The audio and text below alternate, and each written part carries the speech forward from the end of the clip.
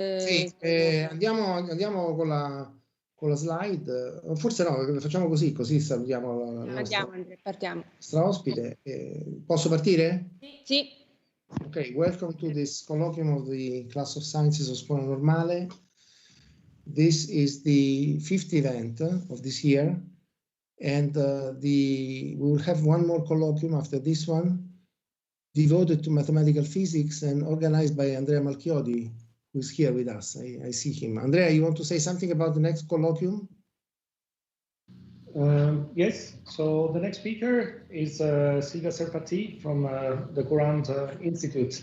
And she's a mathematician, but she works in the mathematical theory of superconductivity. So that will be June 9th. June the 9th, yes, Wednesday. Okay, very good. I think Andrea can introduce the speaker, and I will let you do it. Thank you very much for accepting our invitation. Thank you very much, Augusto. It's a pleasure and a privilege for me to introduce Professor Paola Caselli for this colloquium. And so Paola started to study radio astronomy in Bologna, where she got the master, and she continued also there for the PhD, always on things related to molecular lines. And then she went to the United States for a while as a visiting scientist position at Harvard-Smithsonian Center for Astrophysics, Cambridge. And then she came back at the University of Leeds, where she served for about 5 or 6 years as a professor of astronomy and also head of the astrophysics group. And then from 2014, she moved to the present position, which is an honorary professor at the Ludwig Maximilian University in Munich. But she's also a director and a scientific member of the Max-Planck-Institut for astrophysics there in Munich.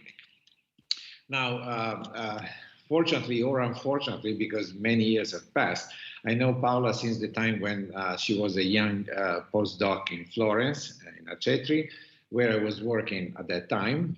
And I've always been struck by her energy and the rate at which she's able to generate new ideas in the field.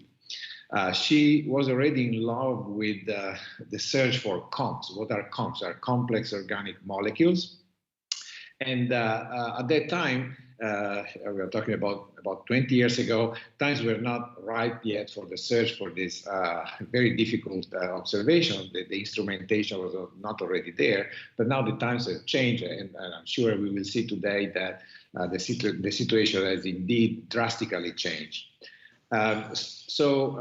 Stating that Paola has laid down the road to astrochemistry probably is not too far from truth, I should say. And astrochemistry, as you know, is a discipline that is bridging some aspects of chemistry and astrophysics. So it's particularly interesting. In Europe, we have a long-standing tradition in the field of astrochemistry because we build on the pioneering experience of Professor Mayo Greenberg in Leiden, followed by Wim van Discher. These are the giants in the field, and Paola is already definitely at that level, and trust me, it will be hard to stop her in the future. So what impressed me the most about Paola is that she can switch with nonchalance from observations to laboratory work to theoretical modeling. And I find this as a very rare quality among colleagues.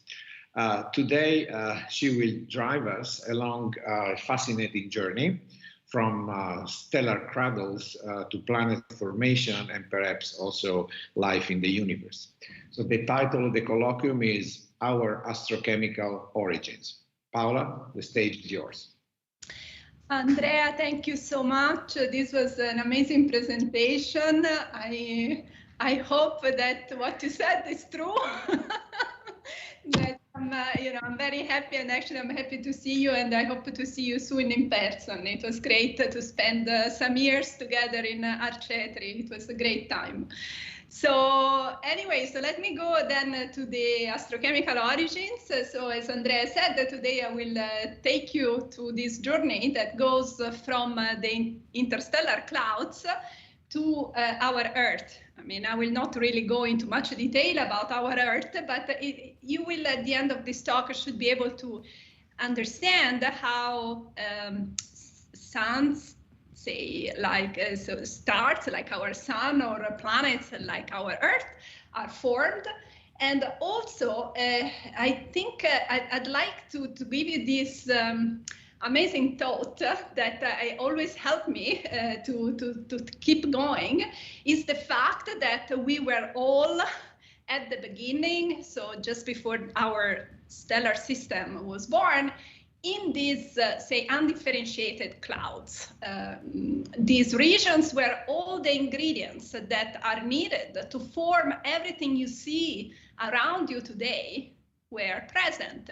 So it's just unbelievable that we have such an amazing, say, quantity of material and new stellar system forming right now, that of course give us a lot of understanding on how our solar system was born. So we will go from clouds to protostars. These are the young stars that form inside the very dense fragment of the clouds, to disk, and links to our solar system. To start with, I want to start with some motivation. Now, this is doesn't look like a great motivation because it's a long list of molecules, and it's actually not even updated completely, but it doesn't really matter. So what it matters here is that all these molecules that you see from 2 atoms to actually more than 12 atoms in size, are actually present in these interstellar clouds, which are relatively harsh environments, very low densities compared to our atmosphere. So we talk about, 100 to 1,000, maximum, say, millions of H2 molecules per cubic centimeter, compared to the 10 to the 19 nitrogen molecules in our atmosphere per cubic centimeter. And in these environments, where you also have energetic particles going through, and sometimes also UV photons, still you are able to see this amazing complexity, which it's just astounding, because some of these molecules, in fact, are actually precursors of prebiotic molecules. In fact, many of them, the great majority of these molecules, are organic in nature. One example is this amino acetonitrile, that is only one step away from the simplest amino acids, that is glycine. And in fact, I mean, this was observed in a star-forming region in our galaxy some time ago, and only needs a simple molecules that, in fact, is very abundant to actually form glycine. Next step is actually the connection to our solar system. This is still part of my motivation here. When we slice down meteoritic material, so primitive objects, in particular these carbonaceous chondrites and some specific families of carbonaceous chondrites, what you find all you need to actually make living beings.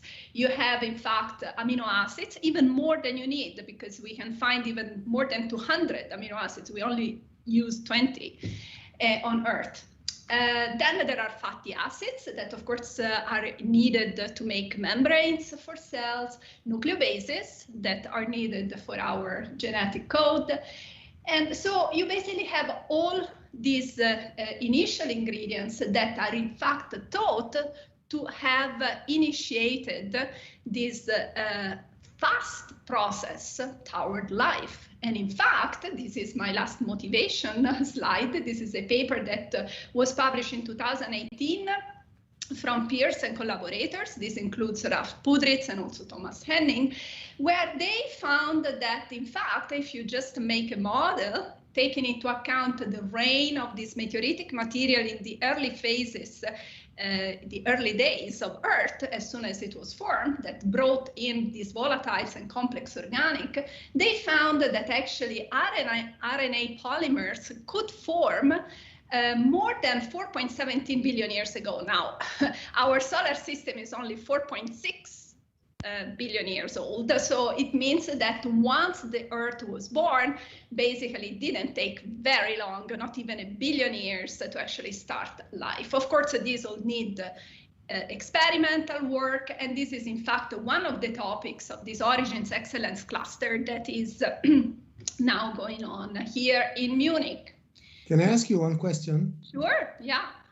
From what you said, if I understood correctly, the situation on Earth or around us is simpler than what you find in space, right? You have a wide variety of molecules that don't seem to take part locally in the formation of life. Do I understand correctly? So on the early Earth, you mean? Yes. So at the beginning, yes. So what happened? I mean, on the Earth is supposed to be formed by relatively dry and volatile poor material. And we think there are also other alternatives, but I cannot stay here for too long. So, but one models, or say one theory, says that the volatiles are brought in from meteoritic material, or also say some cometary material. And meteoritic material at the end are just the building blocks of planets. So you can also call them like planetesimals, you know? So they bring in this material that is actually very rich in volatile. Why? Because they come most likely, and now there are actually quite a lot of evidence about this. They come from the outer part of the solar system that actually were drifted inside toward the Earth, or say the region where the terrestrial planets were formed, and actually were able to deliver these volatiles. So these molecules that most likely come from the processing of simpler molecules that are found in space have been then delivered on the early Earth, and through these simple processes of seasonal cycle, wet and dry, day and night, they can actually reprocess again and start to link together, polymerize, and form RNA. I don't know if this is maybe we can also discuss later, but yeah, this is, as I can tell, I mean, you are also very interested in this, and I think all of us are very interested in these first steps, of course, at our life. This is one of the big questions we have. So let me start with the outlook. So as I said, I want to take you to this journey. So we will start with the large scale and then go down to the small scale. And dark clouds represent my big scale. And then we will go to my preferred objects that are the prestellar cores. So these are these fragments inside dark clouds where actually the future suns and planets will form. I will spend a little bit of time on deuterium fractionation because we will see that this is actually a very important process because it allows us to link the young stellar objects, but also these prestellar cores to much late evolution, like also the solar system. Talking a little bit about complex organic molecules, and then I will also mention how to go from cloud to disk and then planets and what we have done in there. Of course, I will also mention other work, not just our, so from different groups that have contributed to this. So let me start then with the view of our Milky Way. So you can see here, this is our galaxy, this is our home. And you can see, of course, from Earth to from where we are inside this nice disk. And we see, in fact, a very flattened structure.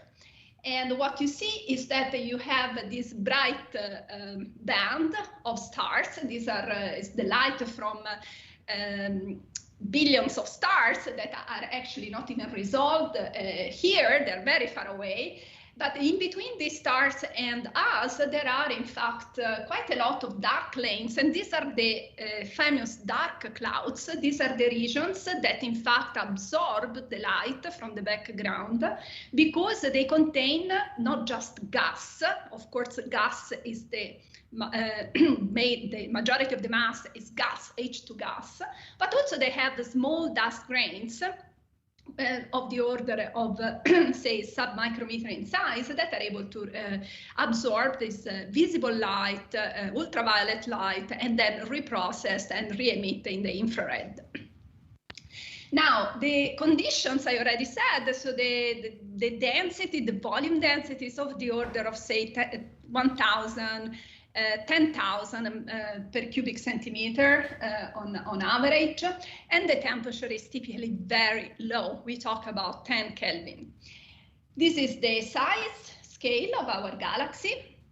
So if we now superimpose to these dark clouds the emission of one of the most abundant molecule, after H2 is the most abundant molecules, which is CO, you see that where it was dark, now it's really bright. And you have here, in fact, where it is red here is really strong. This is the galactic plane, so you have a lot of column density. So you see a lot of emission from this rotational transition of CO at 2.6 millimeter, which is easily observed. And in fact, this was detected, and this beautiful map of our galaxy in CO was done 20 years ago by Dame Hartman and Thaddeus with a small telescope, like 1 meter telescope, one in the northern hemisphere at Harvard and the other in the southern hemisphere. So if we wanted to understand how stars form, so you have to zoom in.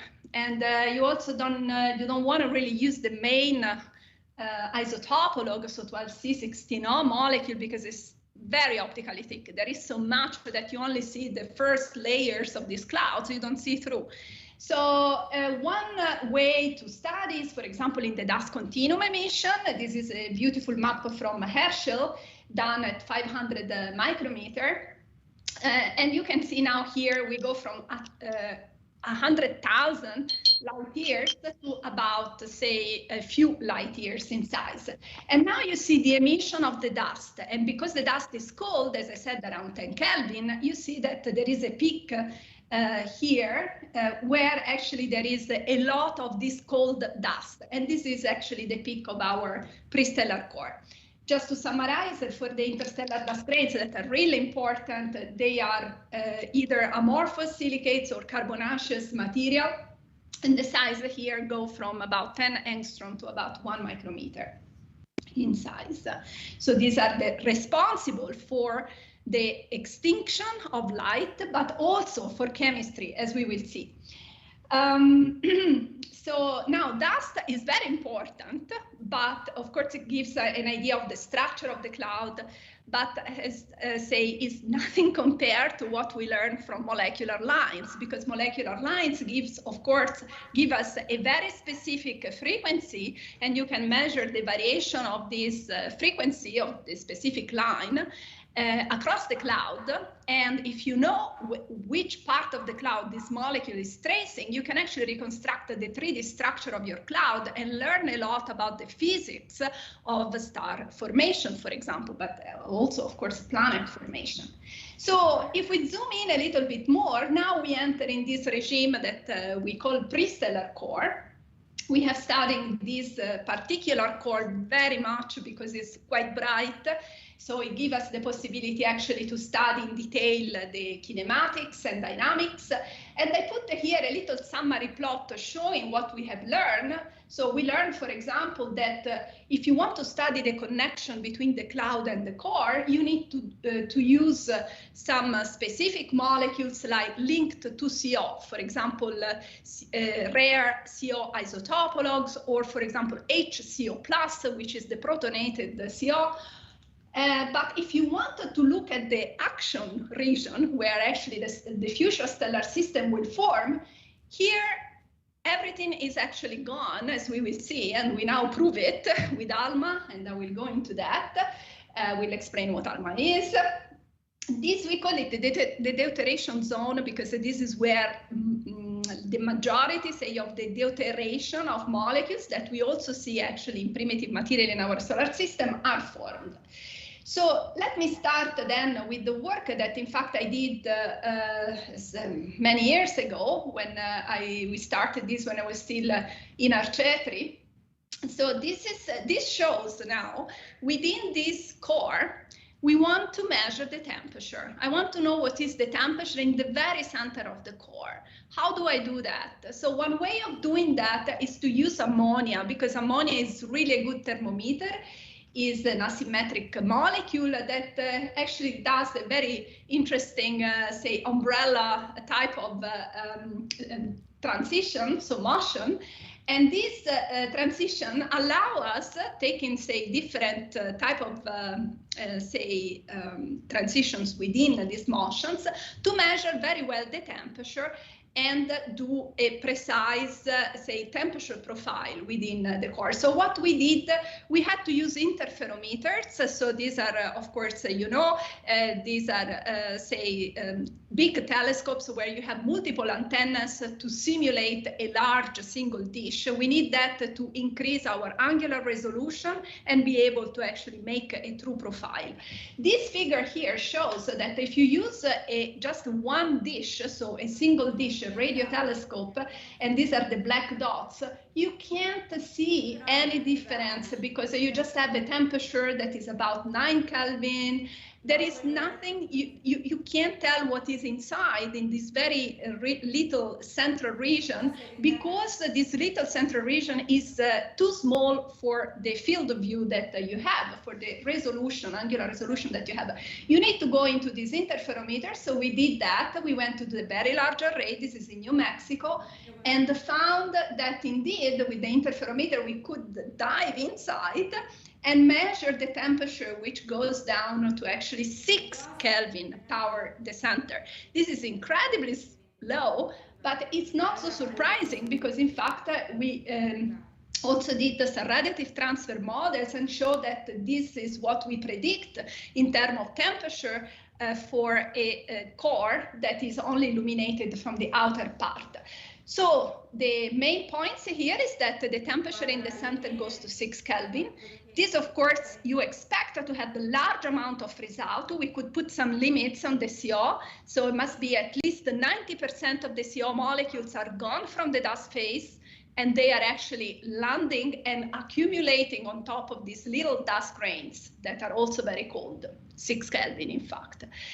And also what happened is that the deuterium fractionation in these conditions increases a lot. So I will explain this in the next slides, but here the number is D over H larger than 20%. This number you have to compare with the cosmic D over H abundance, which is about 10 to the minus 5. So really big increase. And I will tell you how this happens.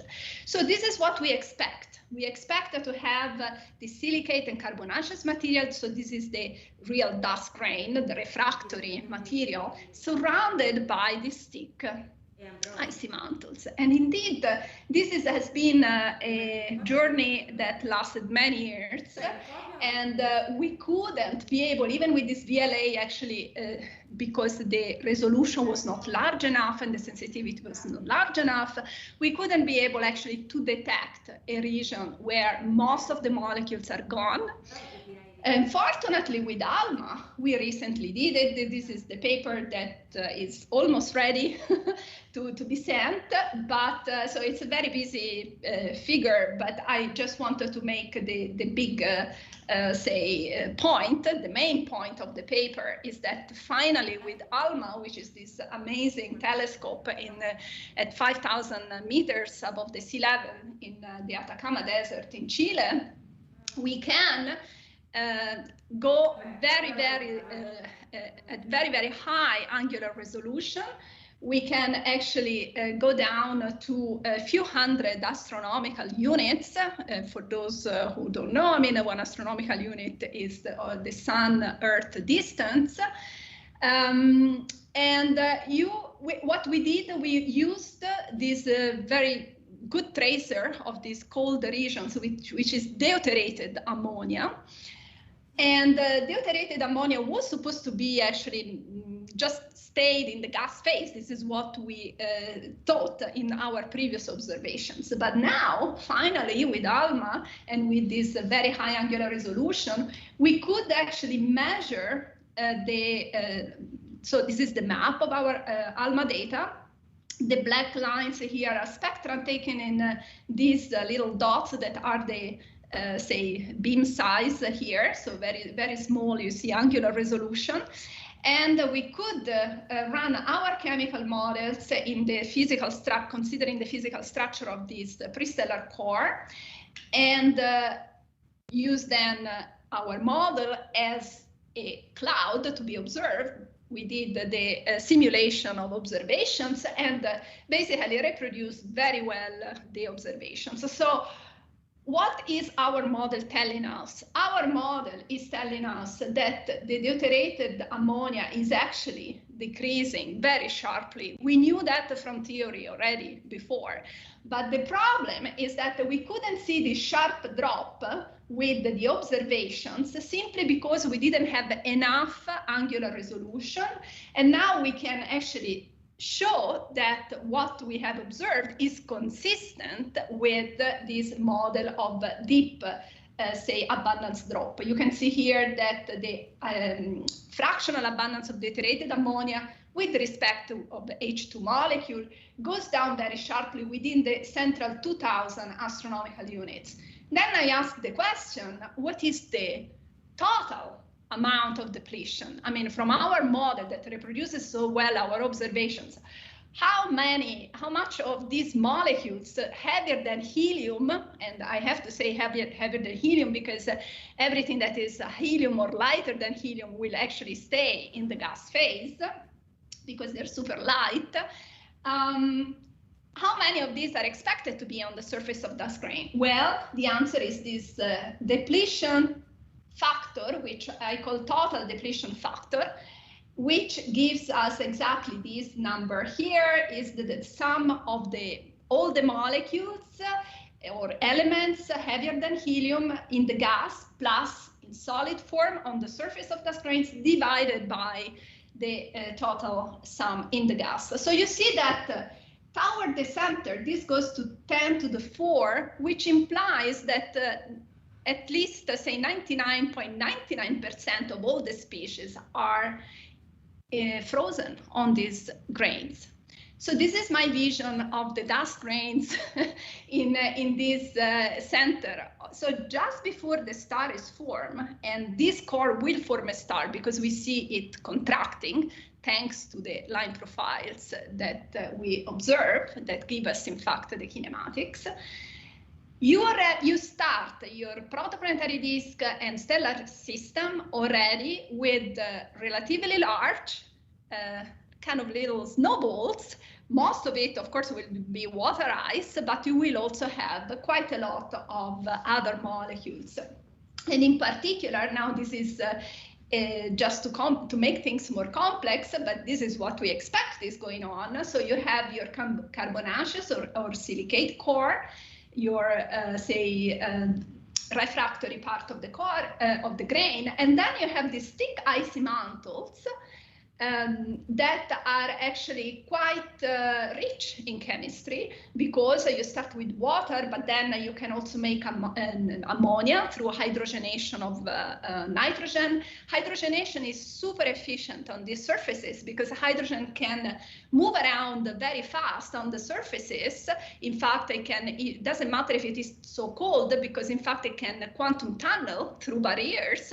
So if there is a reactive species, it will just react with that species. It can form, of course, H2 if there is another hydrogen there. It can form from CO, it can go all the way to methanol. It can form water if there is an oxygen, and there are lots of oxygen atoms in these regions. And then, of course, we have to think that there are also some energetic particles going through. These are the famous cosmic rays that are accelerated by supernovae, and they can actually penetrate also these dense regions. They don't really care about these columns. It's not enough for them to lose much of their energy. So when they propagate, of course, they can strike the ice and make some interesting chemistry. I'm not going through that. I have no time. But you can also produce UV field, very tenuous UV field, that is actually of the order of 10,000 times less strong than in the interstellar radiation field. But this UV field can actually photodesorb some of the molecules or break some bonds and do some also interesting chemistry. Just to give you again the feeling of what really happens, you know, I just put this slide that was done by Chris. Chris was a Humboldt fellow with us until a few months ago, and now he's back in the States with a nice position there. So what he did, he actually considered this irradiation of protons in particular. So this is, of course, one of the most abundant ingredients of these cosmic rays. So if a proton comes and say strike a grain, then it will just go through the grain, but on its path, what it will do will actually break bonds. For example, for water, you will then form OH plus hydrogen, and will also produce secondary electrons that these are in fact these red paths here, secondary electrons that can propagate, excite, and actually activate some extra chemistry. And it's a very exciting field that in fact we are currently working on. In fact, so about the say cosmic rays as a source of UV photons that are able to photodesorb some of the molecules, we really needed that already when we did our water discovery, say, of this is called the water discovery with Herschel. So this was 2012. We use, actually, this was the time allocated to Italy. In fact, I used some of that to integrate very long in this pre-stellar core to see if there is some water vapor left. I had to do a lot of convincing here because people were saying there is no way you're going to detect water because everything is stuck on the grain. Said, yeah, but you know there could be some extra, say, desorption mechanism that allows some of this solid phase water to actually evaporate. And this is in fact what we saw. And also I was very confident because this cloud is contracting. So when it is contracting, you have these very specific, especially if you have a very optically thick line like the water, you have this very specific profile that is a P Cygni profile that allows some of the, photons coming from the back of the cloud that is actually contracting toward you to escape the cloud and be seen in emission. And this is the first time we can see, in fact, this water in emission. And then you have the absorption wing here that shows the part that is close to you that is actually going toward the center. So it's red shifted in velocity. Great. So, I mean, this really told us that cosmic rays are there. So otherwise we couldn't see. I mean, our models couldn't reproduce this water profile if we didn't include these cosmic rays. Of course, we learned many other things because you can also learn what is the velocity of the infall. And we found that indeed it is contracting, but very gentle, and most likely this is because of the presence of magnetic field that are able to kind of slow down the contraction. We also measure how much water. This was our main goal actually at the beginning. And this is, in fact, you see, it's really tiny. So Herschel was a very sensitive telescope, satellite, in fact. So we measured 0.5 Earth masses of water vapor. However, this is actually telling us that to have this amount of water vapor in the gas phase, you need to have a lot of ice. Water ice in these dust grains. And how much is that? Well, from our models, of course, we couldn't detect that. Hopefully JWST will detect these more precisely, but we could measure 2.6 Jupiter masses of water ice present in this core. So you can think that when you start your protoplanetary disk, you need to start with this lot of water already there. I'm trying to keep telling this to my colleagues who work on protoplanetary disk, but they don't believe it. So now let me go to the deuterium fractionation. The deuterium fractionation, it's again very important because as I told you, you get this increase in deuterated molecule in the very center of the cloud. So this means that deuterated molecules are very good to actually probe this center. Of course, eventually everything goes down onto the surface of dust grains, but still in the central, say 1,000 astronomical units, you can still have an understanding of the kinematics of the central region. Of course, there are also molecules like as we will see, H2D+, that will never actually freeze out. So they will be able to give us even more constraints, but we are not there yet in terms of sensitivity. So why deuteration fraction is also important. I mean, it's not just to study kinematically the center of this dense course. It's important because our oceans are deuterated. So if you look at the D/H ratio from water, in our ocean, you see that this blue line is what we have here in our planet. And this is say an order of magnitude, say higher, this ratio, than the cosmic abundance, or what we call the protosolar abundance. Things that, for example, Jupiter and Saturn also have protosolar values. And you can see here that comets, Oort cloud, or Jupiter family, they all have quite large deuteration fractions. One of them, in fact, has a spot on the same D/H.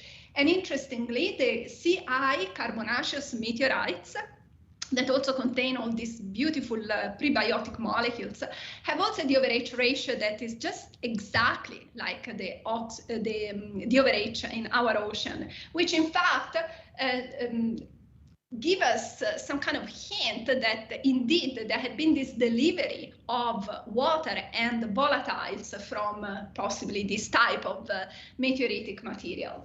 The other interesting thing is that, of course, there have been lots of people trying to understand how you can have this increase in deuteration of the water in our solar system without taking into account the early history of our solar system. So you just start with the disk, you start from scratch with all the elements in cosmic abundances, and then you let it go, your model, and you don't have any deuteration increase, simply because, especially at the beginning, you have also some warm chemistry going on. So in warm chemistry, the deuteration does not go. And this is beautifully explained in this paper by Ilse Cleves, Ted Bergin, and collaborators in 2015, where in fact they say that without the coming of this ice from a prestellar phase or a previous phase, there is no way that we can reproduce this large deuteration in our oceans. So let me spend 2 minutes in explaining to you how this happens. And I think we now understand how this happens, and I'm very happy about that because at least one thing is done. So the deuterium fractionation in cold clouds, already in the 70s, actually, this was a hot topic because people realized that the H3+, which is the starting molecular ion, starting for the astrochemistry, because this is simply H2 with a loosely bound proton that can be given to other elements like carbon and oxygen, and then you start all the carbon chemistry and all the oxygen chemistry. So it's very important. And it's produced by cosmic rays, by the way, through the ionization of H2 molecules. So it's really all linked together. This can react with HD, which is, we think, in a molecular cloud where you have most of the hydrogen in H2. You also have most of the deuterium in HD form. And this reaction forms H2D+, and this reaction is exothermic. So at the conditions of our clouds where the temperature is below 30 Kelvin, this is the critical temperature to get this reaction backward and decrease this abundance of H2D+. Our clouds are 10 Kelvin, so this reaction proceeds from left to right and increases the ratio. Also, if you have freeze out, and this was actually realized many years ago by the father of astrochemistry, which is Alex Dalgarno and Steve Lepp, they noticed that, in fact, if you get rid, at that point we didn't know about freeze out, they realized that if for some reason you get rid of these heavier elements, for example, in the early time universe or in some low metallicity environment, this ratio increases even more than just taking into account this reaction here. And this is easy to understand because CO, for example, if you just focus on the CO, which is the main destruction partner of these molecular ions, CO can, for example, reacting with H3+, can produce HCO+, And also if it reacts with H2D+, it can form DCO+, or also HCO+, of course, two-thirds of the time. But in any case, if you have COF result, you get lower H2D+ and H3+ for destruction rate, because of course you have less of the destruction partner. And at the same time, you increase the formation rate of H2D+, because you have now more H3+. The two things together, this is this paper. The two things together makes this H2D+ over H3+ abundance ratio very large. So we're talking about orders of magnitude above the cosmic abundance. So after that, of course, we ran to Hawaii to try to detect. So because we were thinking that most likely then we have to have H2D+ in our core, cold core. This is what we did in 2003. I spent a nice Christmas, I remember, at Hawaii, but I mean, I was not very happy at the beginning, but then when we look at our line, it was great, because in fact, when we wrote the proposal, we didn't think that we were going to see such a bright line. The reason being that our chemical models at that time only included H3+ and H2D+, did not include, for example, D2H+ or D3+, because nobody believed that these molecules were actually important for the chemistry. So we predicted 0.1 Kelvin. So we asked for lots of time. And then, you know, on the first hour, we already saw that the line was there and it was very bright. Our models were completely wrong. So we had to redo the whole thing. And in fact, we needed to strongly revise the astrochemical model. And fortunately, we had our friends from the lab and theory. So this is the Colloqui group that in fact did a lot of work to understand and compute, in fact, the collisional coefficients that we need for the radiative transfer. Moving forward, in fact, this is now what we have in our models. So you don't stop to H2D+, but you go to D2H+ and D3+, to a series of reactions that are very similar to the one that started all, and they are all exothermic. So once you have all these molecular ions reaching deuterium in the gas phase, two things can happen. One, they can encounter CO. We have already seen that. So you form, for example, DCO+, or they can encounter ammonia and they actually exchange the deuterium with the hydrogen and form deuterated ammonia. They can encounter N2 atomic nitrogen and give the proton forming N2D+, which is super abundant in these regions. On the other hand, if they recombine with the electrons, they dissociate and produce atomic deuterium. So the atomic D over H ratio locally increases by orders of magnitude compared to the cosmic abundance. And this deuterium competes with hydrogen in saturating bonds. For example, for the water, you don't form only H2O, but also HDO and also D2O that has been observed. You can have deuterated formaldehyde and deuterated methanol, even triple deuterated methanol has been observed. And this is just to show how do we do this, because these light molecular ions are really hard to detect from the ground because they have very high frequencies.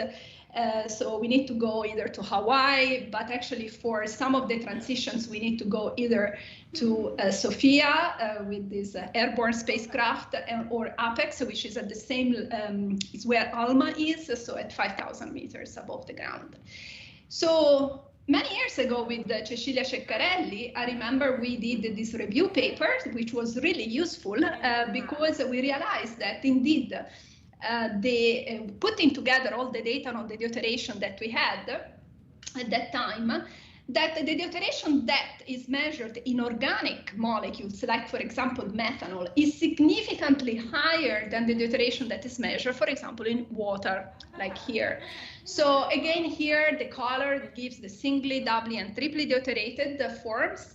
And you can see that indeed that there is a significant deuteration of methanol. And now you know that methanol is formed on the surface of the grains through this hydrogenation and deuteration from CO. So we understood this by the fact that we believe there is a nice formation time. And I will explain this. I'll just go through this slide now. So again, go back to the prestellar core surrounded by the more diffuse cloud.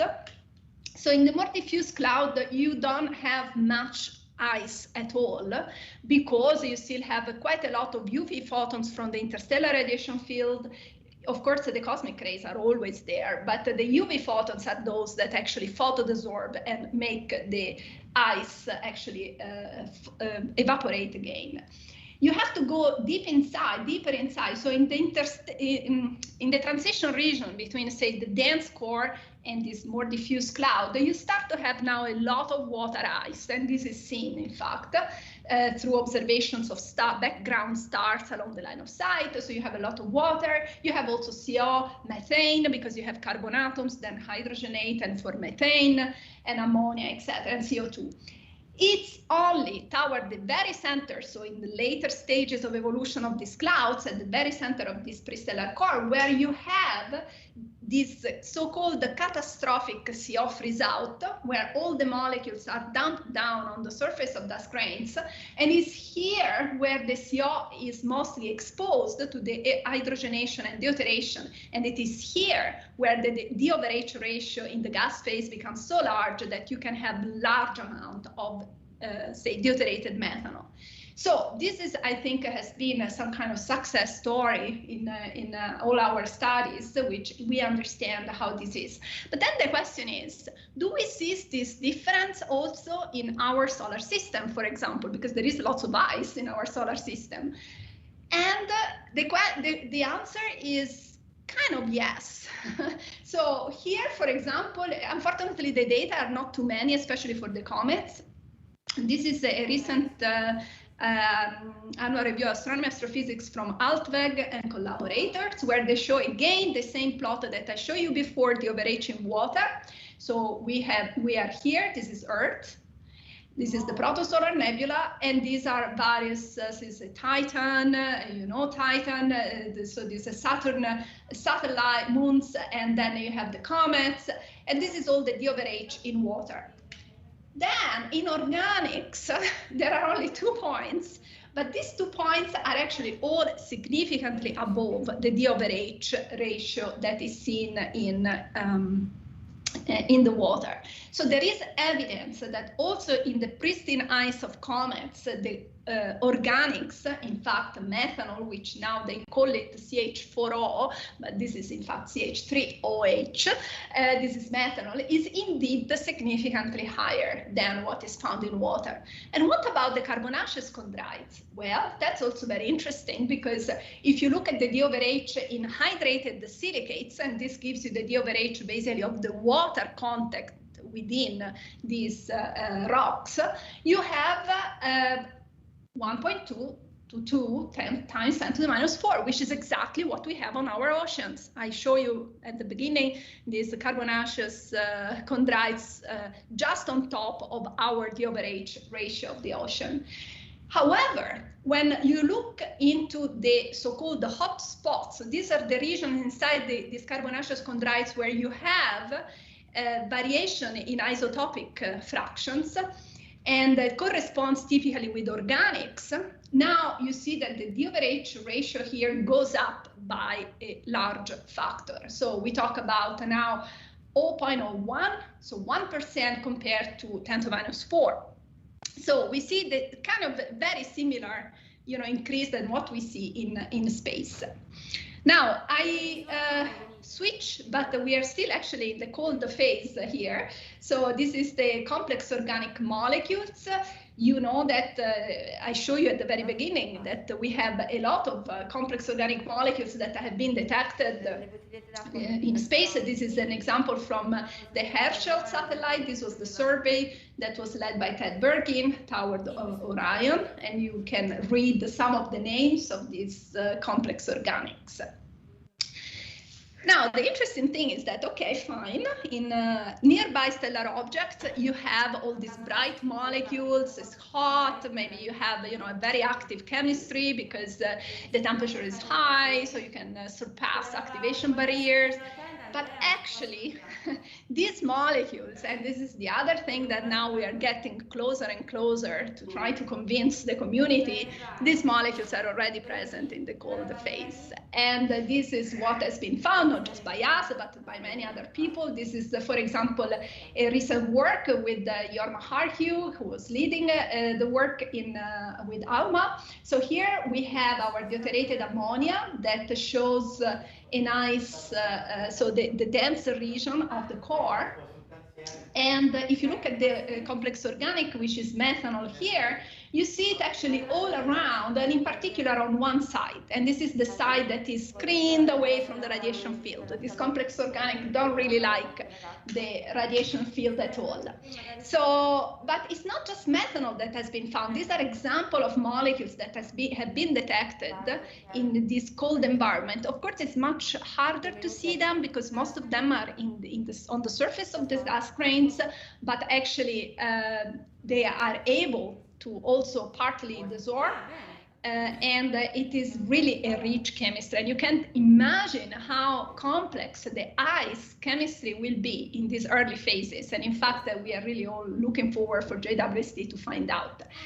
In 2017, with Anton Vasyunin, who was with me at Max Planck, so we actually did a modeling of this. So taking into account the physical structure of the cloud, we also used you see here, measure reactive desorption efficiency on icy surfaces with different compositions. So we were very careful about what was done in the lab. We used the up-to-date photodesorption rates, also experimental and theoretical studies on neutron-neutron reaction. Of course, there is a lot of work done by Barone there in Pisa, and this, in fact, is the paper from Balucani in 2015 and Skouteris 2017. So all this was in our models, and you have here the abundance with respect to total hydrogen and the radius of our core. And I will let it go. It's a little bit, how to say, you have to be patient because it's not the super new. So we run the code, and we have here the abundances with respect to total hydrogen as a function of radius. And you see several molecules and complex organic that make quite a lot of squiggling and all kind of strange profile, but at some point they settle down and they have a peak that is not at the center, but is around, say, 4,000 or 5,000 astronomical units away from the center, which is exactly what we see in space. So this is in fact the methanol peak. All the others, complex organic, are much smaller in abundance. So I know it's 45 minutes, so I don't know if I have some more few minutes or. Yeah, well, maybe you can have 5 more minutes. Okay, thank you. So then, because I'd like now to basically just connect a little bit this to the, and maybe I can skip the last part if I have no time. But so you now have to think that in these dark clouds, so you can see here a little optical view of dark cloud where there is a nice protostar that has formed. And here you can see in the optical, this is an optical image, a little bright spot. And this is actually the shock coming from the wind that is driven by the protostar in the center. Now, if you use Spitzer, so if you have infrared eyes, you can actually see through and see that what is driving is in fact a young star that is surrounded by this dust, and around the dust and along the outflow, the ice that were produced during the prestellar phase, at least part of them, so those that are really close to the protostar, will all evaporate, and this is where we see all these nice molecules. And in fact, these objects are very young, so it's even harder to believe that the chemistry is actually proceeding to form this complex organic that we see in star-forming region there. They must come from this ice that are actually formed in the prestellar phase. And this, of course, happens through thermal desorption, but also through sputtering and shocks.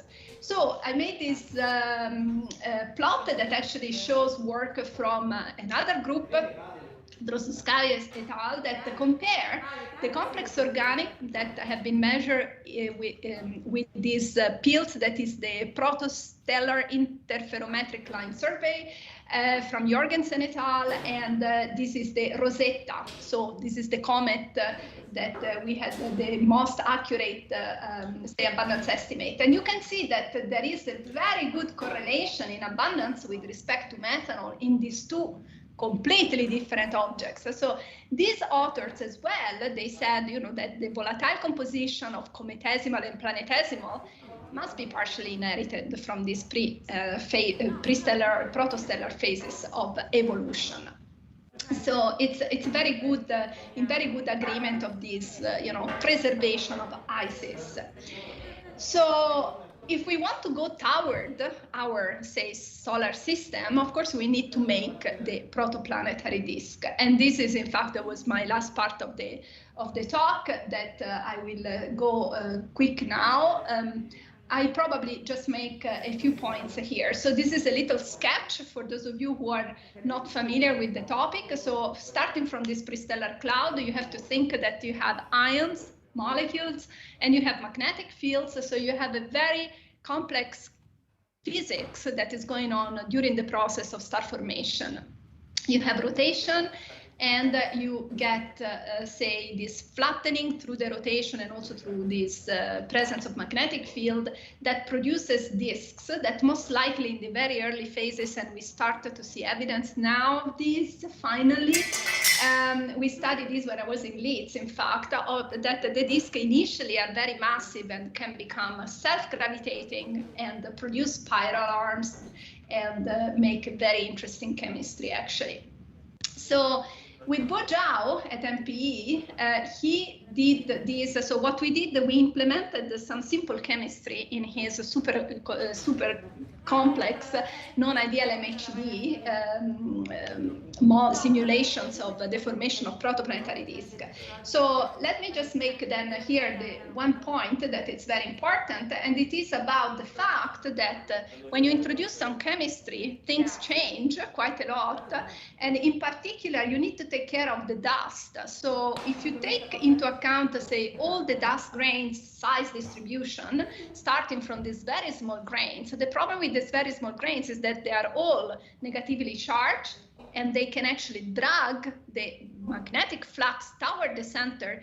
These, because of the magnetic braking, slow down the, say, the rotation, so you lose the angular momentum and you basically form no disk. And you can see here, in fact, what we have, if we just have an interstellar medium grain size distribution, you form no disk. However, if these small grains have been taken away, for example, they are depleted on top of larger grains, as we demonstrated later on with the more recent papers, that you see that basically you have, you can form these very small grains because you don't have this magnetic braking anymore. And you can even form self-gravitating disks with spirals. So this is also interesting, I think, from the point of view of the link to our solar system, because what does it mean, putting these small grains on top of these larger grains? Well, you enrich your ice with some of the small grains are, in fact, these polycyclic aromatic hydrocarbons, which are found then also in the so-called insoluble organic matter in our solar system. So it could well be that this is again another signature of our early phases. Okay, so now I skip the last slides because these are actually some, how to say, advertisement of what we have done recently, and of course a link to what I said. The main points here, the main discovery is that now we find that once you have, you start to form your protoplanetary disk, we start to see now large streamers of material that actually provide material directly into the disk. So this is also very, very much interesting. And of course, the planet, I'm not working on that, so it's okay if I skip the slides. But once you have your mature protoplanetary disk, you start to actually make these planets. And of course, you have lots of these pebbles that contains this primitive material. Of course, it will be partially reprocessed, but they will provide then the ingredients for the replenishment of volatiles and water in also terrestrial type of planets. And so let me just finish here with the conclusions. And I skipped the last part because I didn't talk about it, but this is about the planet formation, the latest news on that. In case you're interested, I can mention to you. So remember, pre-stellar cores, you have very low temperature and a large amount of freeze out. And also we have the first steps to our prebiotic chemistry. This is also, so the fact that you have this, preservation of ices is also provided by the fact that the D/H ratio is high in all phases of star and planet formation. Also the presence of COMS, complex organic molecules in, say, comets and young stellar objects with similar abundances is also remarkable, that talk about inheritance from pre- and protostellar phases. And the fact that, this is my message, that chemistry is needed not just to understand how you form this complex organic, but you really to understand the physics that is behind the formation of stars and planets. So thank you very much, and sorry for being late. Oh, thank you very much. So it's a virtual applause to Paola, and you were essentially on time. So now we have time for questions from the audience. Yes. Let me see. Stop here. Yes. Okay. Perfect. Okay, so now I'm looking for, I see already a hand, so please raise your hand if you want to ask a question. I hope I can see them all. If not, please feel free to interrupt me. So the first one is from Antonino Cattaneo. So Antonino, please. Thank you, Paola, for a fascinating lecture. I'm, as a non-astrophysicist, mine may be a very naive question. This abundance of organic molecules in the interstellar clouds and is really tells us that the building blocks for life are really not the limiting fact in the origin of life. So this is a generic property of the universe, probably. So now the next question is many of the amino acids, for instance, have a chiral asymmetry in life. And so can you experimentally measure the enantiomeric abundance or asymmetry of the chiral properties of these molecules in interstellar clouds? And if not, what is your view about what is the origin of this asymmetry? Thank you. Thank you. Well, this is a very important question. So yes, so I agree with you that on the first part that basically we have a universal, at least in our galaxy, as far as we have seen, say universal chemistry that really brings into these complex organics and large variety, which this is fascinates me a lot, because the large variety implies that flexibility, no? So depending on the type of planet where these volatiles will land, you can have a different type of scenarios that are more or less important. So for the development of life, one we know here, but could be also in other places. So one. Second, about these chiral molecules. So it has been actually observed one chiral molecule already. I don't remember now the name of the molecule. It was done by Jeff Blake from Caltech some time ago. The problem is that we cannot recognize spectroscopically the two different molecules. So they have the same spectroscopy, basically. So the only thing we can do is to see if they are out there, and basically that's it. In meteorites, where you have all these kind of amino acids, there is some controversy about if there is some excess. There are some papers where they claim excess, and then there is soon after another paper say, well, actually there is a large error bar. So we are still kind of in the clouds here. It's not really clear to me. If you want to know my view, but of course this doesn't mean that this is the correct what is actually happening. I think as in connecting to what I said at the beginning, that depending on the type of environment, you actually start with certain molecules. The same is with this chirality. I think probably there are lots of combinatory and different type of mixing up and trials to see which one is more successful. And my point of view is that you could even have the amino acids left-handed or right-handed. You cannot mix them up. From what I understand, is not energetically favored. So once you start with one, and it is successful for reasons that are, from my point of view, must be related to the environment, then you go on with that, and that's it. Maybe there is and also we need to take into account that amino acids are left-handed, but for example the sugars are right-handed. So there is all kind of combinations that probably during the evolution of also these RNA, the formation of the RNA, it was energetically more favorable, for example, or environmentally more favorable to have this left and right combination. In other planets, maybe you have the opposite, but we don't know yet. So, now I'm getting into the metaphysics and I don't want to say too much more. Thank you. This is my view. Okay, very good. So let me see if there are more questions here for Paola. I'm checking the... Yes, I have Livia Vallini asking another question. So Livia, please. Yes. So I have a question regarding the CO freeze out onto grains. Because now, I was wondering whether there is a clear picture about the effect of the temperature of dust on the.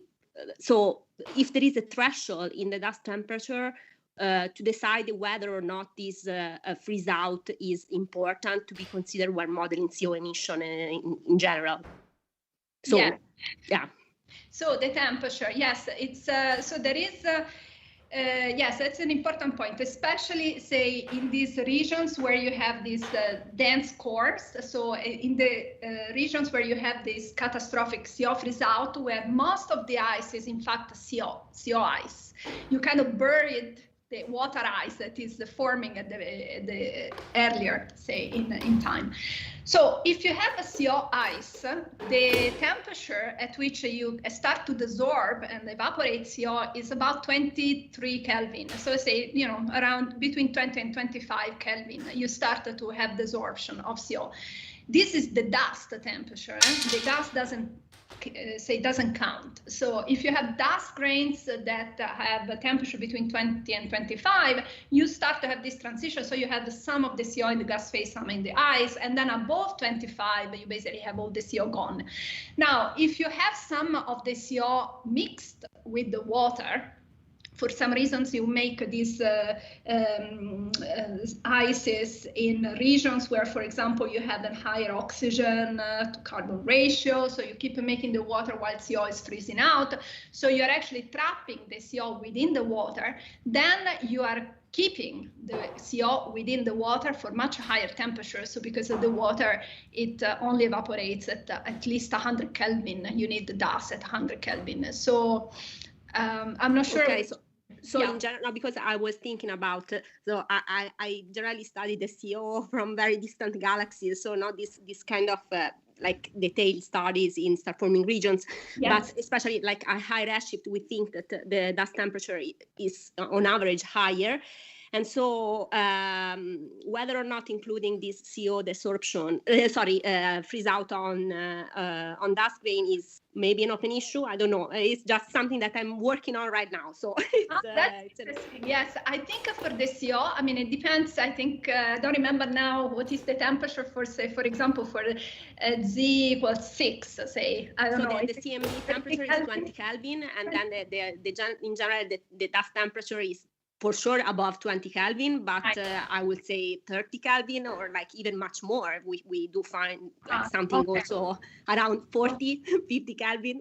You shouldn't worry then about CO freeze out, but I think some of the oxygen will go. So you will probably have some of the oxygen that will probably be stuck on the surface, and maybe also, you know, you may have some formation of the water. Maybe the water even forming the gas phase through high temperature chemistry and then freezes out because it has a high binding energy. So I would expect to have some changing in the O to C ratio maybe. Thank you very much. Some predictions. Thank you. So we have things to study. So let's see, there are more questions from the audience.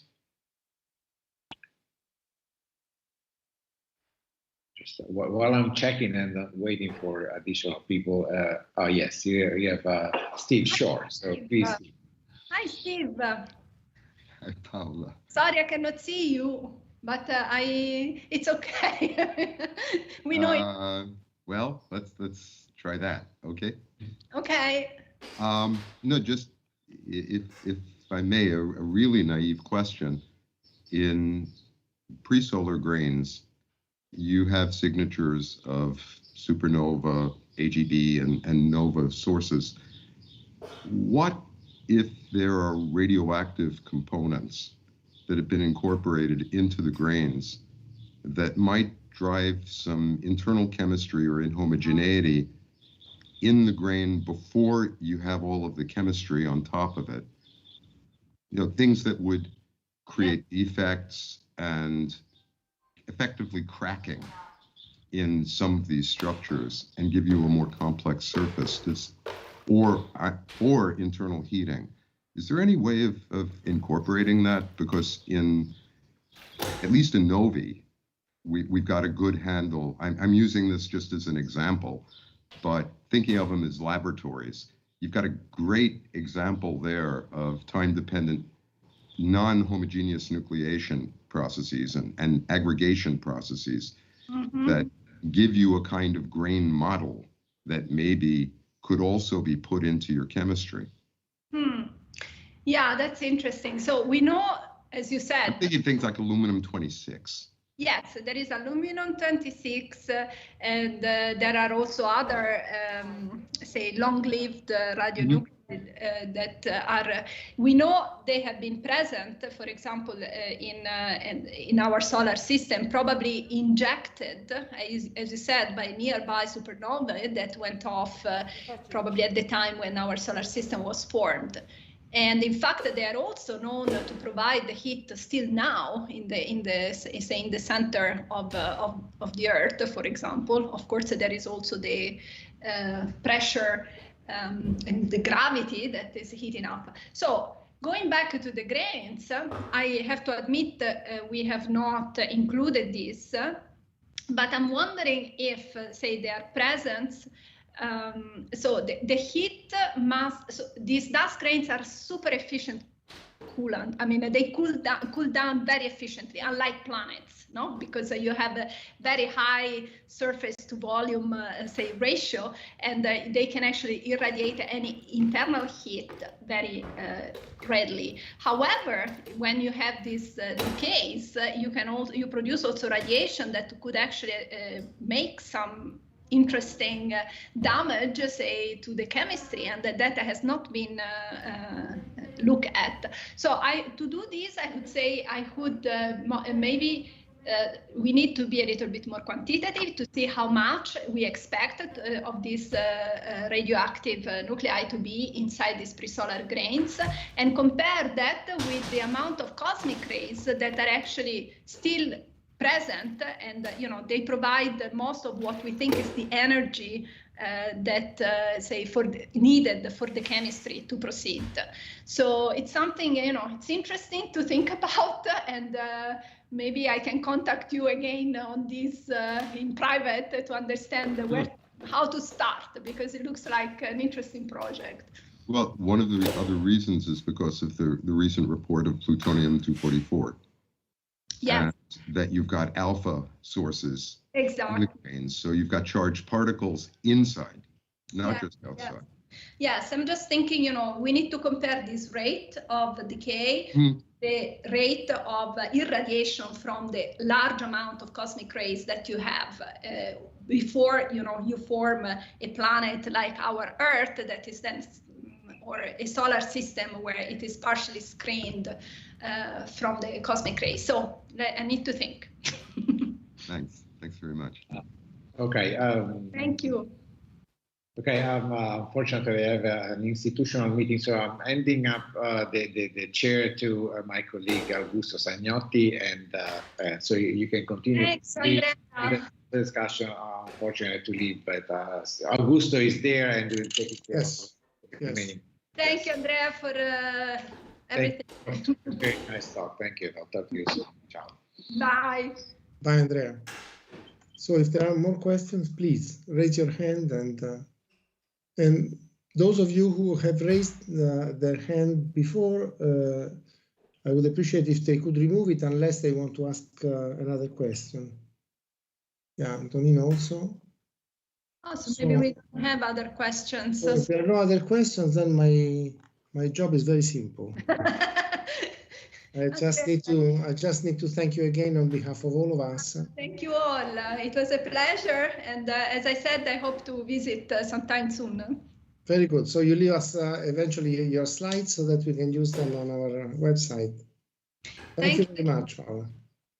Bye. Bye, everyone. Best. Take care. Thank you. Thank you. Bye-bye. Bye. Thank you. Thank you, bye. Thank you.